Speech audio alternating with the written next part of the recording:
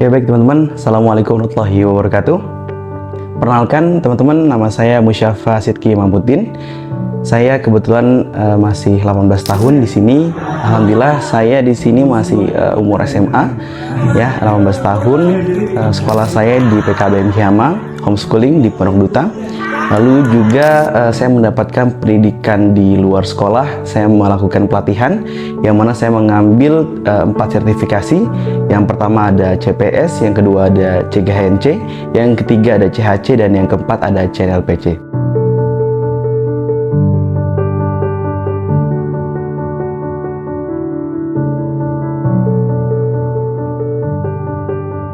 Pencapaian yang sudah saya dapatkan sampai saat ini, alhamdulillah, beberapa waktu lalu saya beberapa kali diundang oleh universitas-universitas, lalu juga diundang oleh banyak organisasi, komunitas, dan juga beberapa sekolah untuk mengisi di tempat-tempat mereka, untuk mengisi ada public speaking.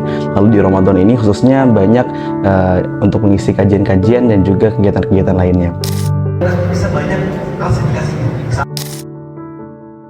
Untuk beberapa pencapaian yang sudah saya dapatkan sampai saat ini, saya tadi sudah mendapatkan 4 gelar sertifikasi, yang mana itu ada di belakang nama saya. Lalu di kegiatan-kegiatan organisasi di luar, saya juga mendapatkan beberapa penghargaan. Yang pertama, waktu itu saya pernah mendapatkan penghargaan Foraming Award, Forum Anak Terbaik kedua di Kota Depok di tahun 2024 ini kalau nggak salah, atau 2023, saya lupa. Lalu juga pernah mendapatkan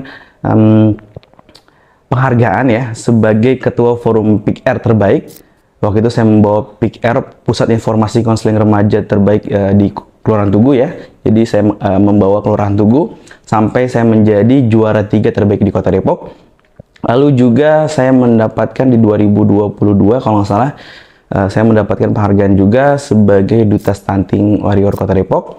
Lalu beberapa waktu lalu, dari 2022 saya mulai menjadi pembicara-pembicara, ada di kampus, ada di waktu itu sempat di SMP, di SMA, di SD, bahkan baru banget saya kemarin di SMP 8 di dekat rumah saya, seperti itu. Ketika kita tidak bisa membuat hal-hal yang besar, maka buatlah hal-hal kecil dengan cara yang besar. Terima kasih. Kalau misalnya untuk pengalaman ya, jadi pengalaman dan latar belakang, itu sebenarnya latar belakang saya ketika masuk ke public speaking, itu rasanya tuh nggak sengaja jatuh gitu ya.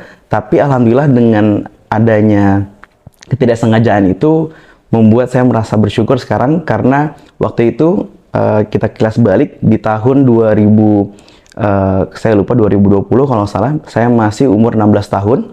Waktu itu saya mengambil sertifikasi CPS, Certified Public Speaking, itu di lembaga namanya Lembaga Well Done Skill dari BTTA Institute ya. Dan di situ saya mengambil kalau bahasa kuliah jurusan ya, kalau di sini saya mengambil gelar gitu ya, namanya CPS, Certified Public Speaking. Yang mana ketika saya masuk ke dalam pelatihan itu pelatihan 3 kali secara online, terus juga untuk waktunya kira-kira sampai sekitar 24 jam gitu ya, setara 24 jam.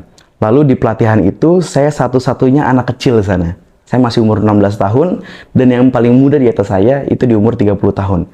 Terus juga teman-teman saya di pelatihan itu ada guru sekolah, ada kepala sekolah, ada direktur-direktur segala macam ya. Jadi memang banyak kepala 3 ya, umur 30 tahun, ada yang 40 tahun, ada yang 50 tahun. Dan di sana saya merupakan anak umur 16 tahun. Dan juga ketika saya selesai mengambil sertifikasi public speaking, saya juga merasa kayaknya ini hal yang perlu dipraktis lebih dalam lagi. Akhirnya di situ saya mulai itu, ketika ada undangan-undangan seperti MC segala macam, saya mendapatkan kesempatan. Waktu itu jadi MC, jadi moderator ya, jadi public speaker segala macam, ngisi-ngisi di awal itu ya. Dan saya dari sana saya coba mengembangkan diri saya, dan alhamdulillah di tahun 2021 berarti ya, di umur saya yang 17 tahun, saya mulai pede untuk mengambil 3 gelar lainnya, yaitu CGHNC. CGHNC itu Certified Goal Setting Hypnosis for Coaching, lalu juga CHC. CHC itu adalah Certified Hypnosis for Coaching, dan terakhir teman-teman itu namanya CNLPC, Certified Neuro Linguistic Programming for Coaching. Jadi dari 4 berarti ya, total 4 gelar ini, alhamdulillah saya merasa lebih pede, lebih luas ya dalam terjun ke dalam dunia public speaking ini, dan alhamdulillah sampai sekarang bisa diundang di berbagai sekolah, bisa diundang di berbagai event-event kampus dan lain-lain gitu teman-teman.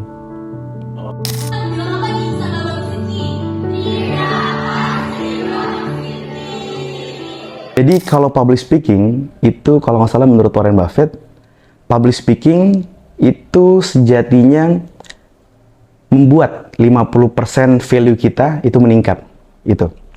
Jadi teman-teman, ketika kita memakai public speaking, kita mengimplementasikan public speaking ke dalam kehidupan kita, itu sejatinya kita sedang meningkatkan value diri kita sebesar 50%. Contoh teman-teman, banyak orang-orang di luar sana gitu ya, banyak orang-orang di luar sana ketika bisa public speaking, maka mereka akan lebih leluasa ketika mendapatkan kerjaan, ketika mendapatkan pertemanan dan lain-lain. Maka dari itu, menurut saya ini adalah hal yang sangat benar dari Warren Buffett, ya, 50% public speaking itu meningkatkan kapasitas dan juga perkembangan diri ke depan. Lalu juga public speaking ini sejatinya adalah sebuah seni. Karena public speaking adalah sebuah seni dalam berbicara atau berkomunikasi. Dan juga teman-teman, public speaking itu bukan hanya kita ngomong di depan banyak orang, tapi public speaking itu juga bisa diimplementasikan ketika kita ngobrol sama teman-teman kita, ketika kita ngobrol sama orang tua kita, itu juga ada seni-seninya. Dan teman-teman, sebagaimana sebuah seni, public speaking itu juga bisa ditingkatkan, juga bisa dikembangkan sebagaimana seni selayaknya, gitu.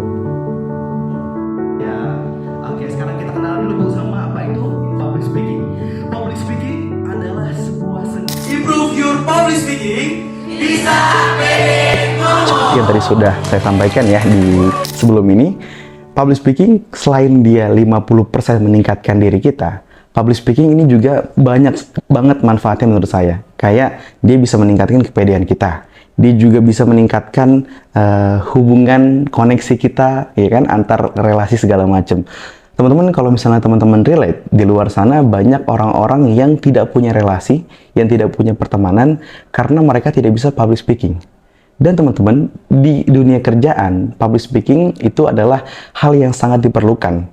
Contoh, saya punya banyak teman yang sudah bekerja, ketika teman-teman saya ada yang punya public speaking, itu pasti dia, walaupun dia setinggi apapun jabatannya, pasti ketika dia diminta untuk presentasi, ketika dia diminta untuk memaparkan sesuatu, dia akan memilih orang-orang yang lebih pintar ngomongnya daripada orang yang lebih pintar dalam akademik segala macam ya. Jadi menurut saya public speaking ini sangat penting dan juga harus diimplementasikan dalam kehidupan, dan bukan hanya untuk diimplementasikan sebagai public speaker gitu ya. Kalau public speaking kan adalah sebuah seninya, sedangkan public speaker itu adalah orang yang ngomong di depan banyak orang segala macam ya.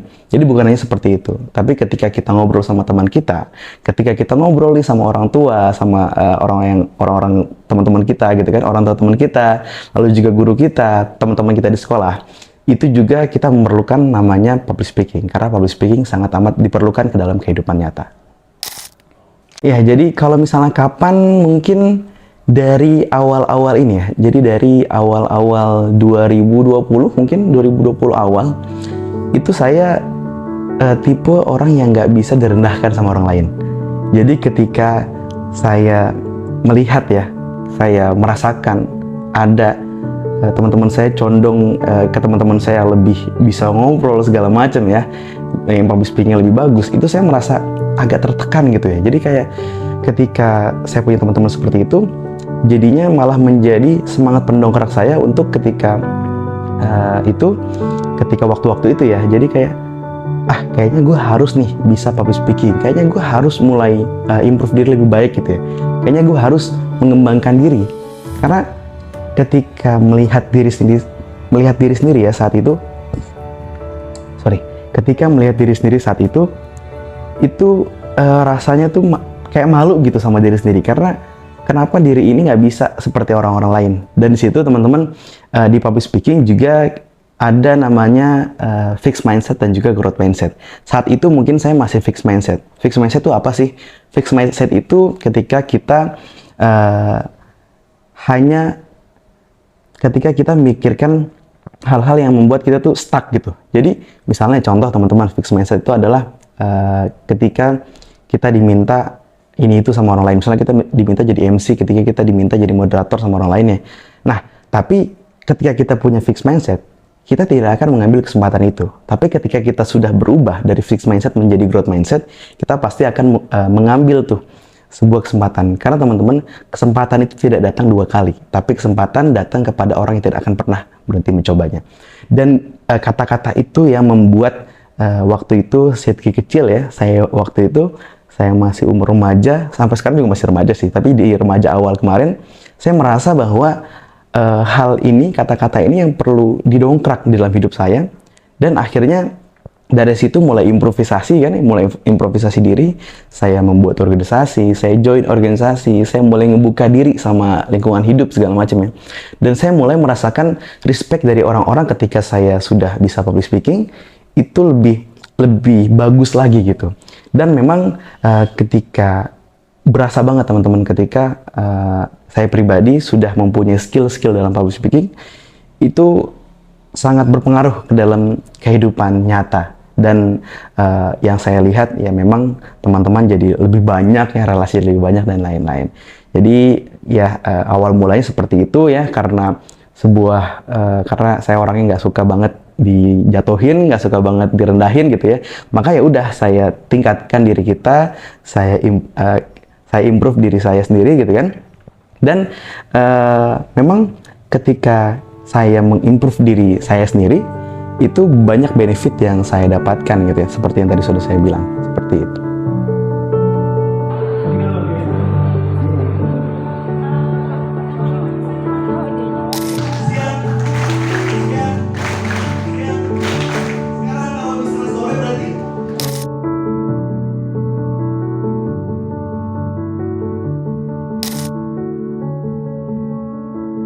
Yang paling berkesan itu mungkin ada satu, waktu itu saya pernah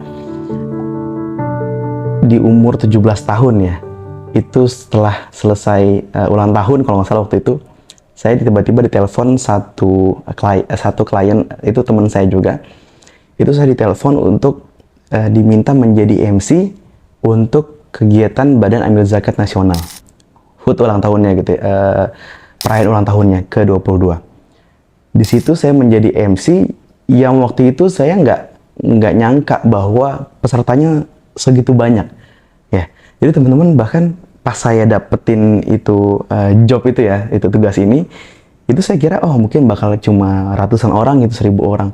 Ternyata teman-teman, di sana lebih dari 2.000, 3.000, bahkan mungkin 4.000, 5.000 di sana. Karena di sana tuh di Senayan gitu ya, di Senayan dari ujung ke ujung itu isinya orang-orang Basnas, dan di situ saya alhamdulillah mendapatkan kesempatan menjadi MC di sana. Dan hal itu mungkin menjadi salah satu momen paling memorable ya, yang selalu teringat. Lalu juga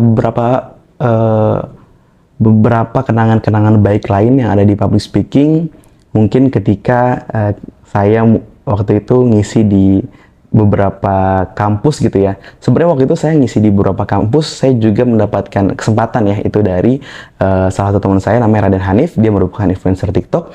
Dan ketika saya dikasih kesempatan, saya pasti tidak akan menyanyikan kesempatan itu. Dan di situ itu saya jadikan kesempatan itu menjadi sarana saya menjadi lebih berkembang lagi. Jadi saya improve tuh, walaupun saya nggak pernah tuh, saya nggak dan teman-teman, ketika saya ngisi ya di anak-anak SMA bahkan kuliah seperti itu banyak banget orang-orang yang nggak nyadar, yang bukan nggak nyadar, yang shock. Jadi ketika saya perkenalan gini ya, saya perkenalkan Assalamualaikum warahmatullahi wabarakatuh segala macam gitu ya, terus habis itu saya kenalin diri saya nih, perkenalkan saya Sidki ya, saya masih umur 17 tahun saat itu. Langsung pada wah gitu. Padahal sebenarnya itu ya mungkin bagi mereka jarang anak muda seperti itu, dan itu yang mungkin selalu menjadi kenangan manis gitu ya ketika public speaking, mengejutkan orang-orang banyak gitu ya, bikin orang-orang shock. Karena ini adalah sebuah kebanggaan bagi diri sendiri bahwa anak seumur ini sudah bisa ngisi keliling di beberapa sekolah-sekolah, SMA gitu ya, bahkan di kampus, bahkan waktu itu sempat diajak juga ke kementerian dan lain-lain. Itu adalah mungkin beberapa hal yang paling memorable dalam kehidupan public speaking saya. Mulai hari ini. Saya berjanji. Oke, sebenarnya public speaking itu bisa diimprove dengan berbagai hal ya. Salah satunya kalau misalnya saya pribadi, itu saya punya beberapa tips-tips lancar public speaking gitu ya. Bagi yang masih, dan ini sangat, waktu itu saya jelaskan sekali. Jadi waktu itu saya sempat bikin namanya pelatihan public speaking. Nanti teman-teman kalau misalnya mau ikut batch 2 atau episode kedua boleh ikut. Jadi waktu itu kemarin saya di pelatihan batch 1, itu saya banyak sekali memaparkan ya. Saya bikin pelatihan saat itu. Dan orang-orang, anak-anak yang datang itu masih anak-anak muda yang memang mereka masih butuh untuk mengimprove lagi public speakingnya. Dan di situ saya ajarkan mereka benar-benar dari dasar public speaking sampai mereka menjadi ahli sendiri. Dan teman-teman, jadi balik lagi ke topik tadi bahwa bagaimana sih gitu kan kita bisa meningkatkan gitu skill kita dalam public speaking. Caranya kalau dari saya pribadi itu ada beberapa sebenarnya. Yang pertama itu buat kita lihat dulu, kita kenali dulu diri kita. Jadi kalau dari segi self improvement, jadi ketika kita mau memulai public speaking, ketika kita mau mulai berkarir di public speaking, kita harus mengenali dulu sebenarnya kita suka nggak nih sama public speaking ya. Sebenarnya kita tuh siapa sih gitu kan. Kita harus kenali dulu diri kita harus lihat dulu diri kita. Kalau misalnya masih banyak masalah, jadi memang hal public speaking ini perlu banget untuk kita lihat dulu ke dalam diri kita evaluasi diri kita gitu kan ya. Dan kemarin di pelatihan saya juga sedikit membahas soal itu ya. Saya waktu itu membantu para peserta pelatihan ya untuk mereka mengevaluasi diri. Mereka melihat diri sendiri, mereka cari apa sih kebahagiaan yang mereka tanamkan dari dulu sampai sekarang gitu kan, apa yang membuat kalian bahagia gitu. Lalu juga banyak saya tanyakan juga kayak terus apa yang menjadi bebanmu saat ini gitu kan, yang menjadi faktor-faktor kalian bisa OVT, overthinking segala macam ya. Ya teman-teman, overthinking ini sangat mungkin menjadi beban atau hambatan kita ketika public speaking ya. Jadi misalnya overthinking itu juga contoh, mungkin teman-teman di sini banyak yang relate bahwa ketika kita public speaking, kita akan ngeblank ketika dilihatin orang lain. Kita akan ngeblank ketika banyak orang-orang tuh ngelihat kita dengan cara yang berbeda. Padahal teman-teman, ketika kita dilihat dengan cara yang berbeda, maka saat itu kita sudah menjadi orang yang berbeda. Kita udah menjadi different people gitu ya. Kita udah menjadi orang yang berbeda sendiri gitu. Dan jangan pernah takut untuk menjadi berbeda ya. Karena orang-orang yang selalu sama itu adalah orang-orang yang tidak bisa menjadi berbeda. Jadi jangan pernah takut untuk menjadi berbeda, jangan pernah takut untuk menjadi seorang unik ya, yang lebih unik dari teman-teman lainnya gitu kan, dari orang-orang lainnya. Dan itu satu. Jadi buatlah sebuah perbedaan, sebuah kayak ya pede aja. Kita improve aja kepedean kita. Kalau saya pribadi ketika saya mau jadi orang yang pede, saya coba mengasah skill bodo amatannya. Jadi ketika kita dilihatin sama orang lain, ketika saya public speaking gitu ya, terus saya dilihatin sama orang lain segala macam, itu saya bodo amat lah. Pokoknya ini yang penting orang-orang ini ngeliat saya, tapi saya yang penting tetap profesional gitu ya. Dan teman-teman, ada satu hal dari teman saya ini. Mungkin teman-teman yang nonton ini ada yang introvert gitu ya. Nah, saya cuma mau bilang sesuatu bahwa introvert bukanlah sebuah halangan untuk menjadi public speaking. Teman-teman percaya atau enggak, saya juga menjadi orang yang introvert. Teman-teman saya juga public speaker tingkat nasional, itu juga mereka kebanyakan orang-orang introvert. Tapi satu kata yang selalu saya ingat dari teman-teman saya, yang introvert ini adalah, saya memang introvert, tapi saya adalah orang yang profesional. Dan itu teman-teman yang perlu teman-teman tanamkan kepada diri teman-teman, bahwa introvert bukanlah sebuah halangan dalam public speaking, dan introvert itu masih bisa dikesampingkan untuk kita bisa mengimprove public speaking kita menjadi lebih baik. Dan juga teman-teman, ketika balik lagi tadi kan, ketika apa sih yang bisa kita tingkatkan untuk kita bisa public speaking lagi gitu kan? Ketika kita bisa meningkatkan public speaking kita, nanti beberapa hal-hal yang bisa membuat improve public speaking kita itu, satu, mungkin kita bisa menjadi lebih pede lagi, kita bisa tingkatkan lagi kepedean kita. Lalu kalau misalnya teman-teman yang mau presentasi di kelas segala macam, teman-teman harus memahami materinya, fokus pada poin-poinnya, bukan kepada teks-teksnya. Lalu juga teman-teman bisa latihan body language gitu ya, mungkin latihan di otot rahang, a, i, u, e, o, senam wajah, segala macamnya. Lalu teman-teman juga salah satu hal yang membuat kalian bisa pede itu adalah teman-teman bisa improve gerakan-gerakan body language kalian gitu ya, body language teman-teman. Jadi salah satu body language yang baik adalah kita open body position, lalu juga kita bisa membuat gerakan-gerakan atau bukaan-bukaan dalam body language ini yang baik dan enak dilihat gitu. Jadi dalam public speaking juga ada 3 hal utama yang menurut saya perlu diperhatikan. Yang pertama verbal, yang kedua vokal, dan yang ketiga visual. Ini 3 hal yang perlu diperhatikan, dan juga semoga dengan ini teman-teman bisa improve lebih baik lagi, dan setelah ini bisa menjadi orang yang pede dalam public speaking.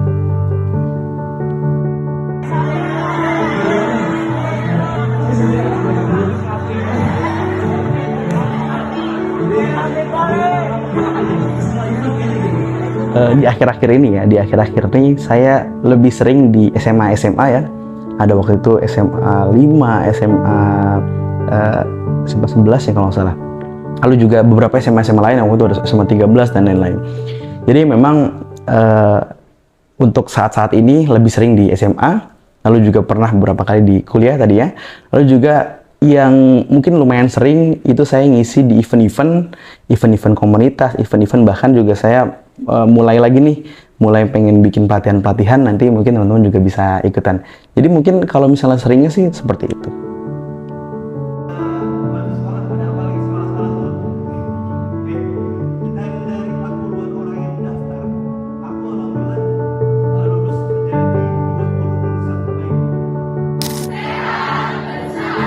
Sebenarnya ketegangan panggung, beban-beban di panggung itu memang sangat berat teman-teman. Saya pun sampai saat ini masih merasakan. Dan teman-teman, orang-orang hebat di luar sana yang teman-teman lihat public speaking yang bagus banget segala macam, sejatinya mereka juga mempunyai ketegangan-ketegangan tersendiri. Jadi mereka juga punya rasa-rasa gemeter mungkin, itu mereka sebenarnya punya.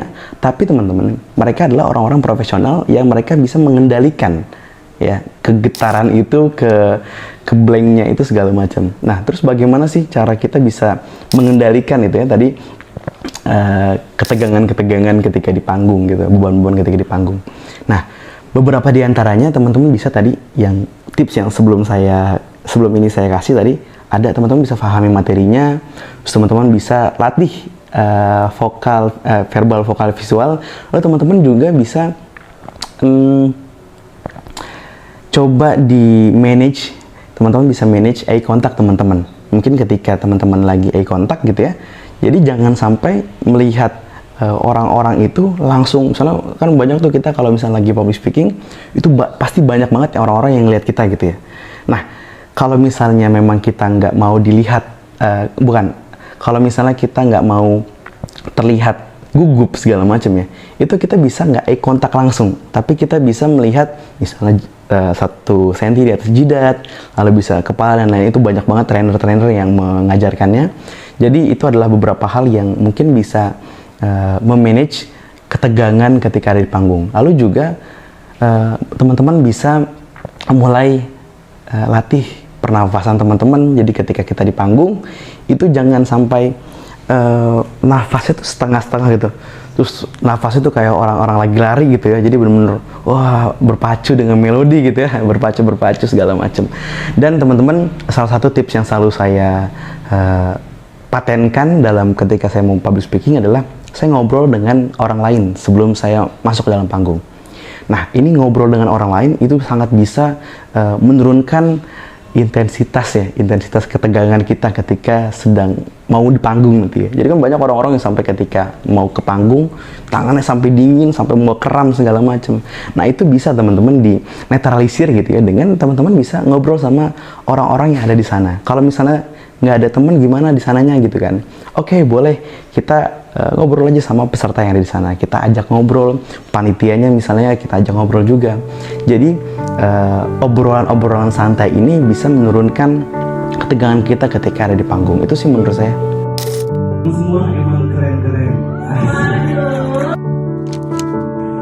Pikeris kawan, spontan. 1000 langkah besar pasti dimulai dari satu langkah kecil. Ya, jadi satu langkah kecil ini adalah satu langkah yang monumental menurut saya, yang memang ini langkah-langkah ini yang perlu kita tegaskan, yang perlu kita prioritaskan ya. Jadi ketika kita memulai satu langkah itu kita mulai dengan hal-hal terbaik, hal-hal yang memang satu langkah ini adalah satu langkah, 2 langkah, 3 langkah yang bisa membuat diri kalian lebih berkembang. Karena teman-teman selalu ingat bahwa segala hal yang besar saat ini itu pasti dimulai dari hal kecil yang dikerjakan secara terus-menerus. Dan juga saya punya satu patah dari seorang ahli bernama Zig Ziglar kalau nggak salah, you don't have to be great to start, but you have to start to be great. Kalian tidak harus, teman-teman tidak harus menjadi orang yang hebat dulu untuk bisa memulai sesuatu gitu ya, untuk bisa memulai sesuatu. Namun kalian, teman-teman, harus memulai sesuatu dulu untuk menjadi orang yang hebat itu. Dan teman-teman, keep semangat teman-teman, terus tingkatkan semangat teman-teman, terus tingkatkan improvisasi teman-teman, dan terus tingkatkan semangat untuk mengimprove kapasitas dan perkembangan diri teman-teman dalam public speaking dan juga dalam kehidupan. Jangan menyerah, selalu semangat, dan see you on top. Dan juga teman-teman jangan lupa bahwa tanaman yang mekar hari ini tidak ditanam di kemarin sore.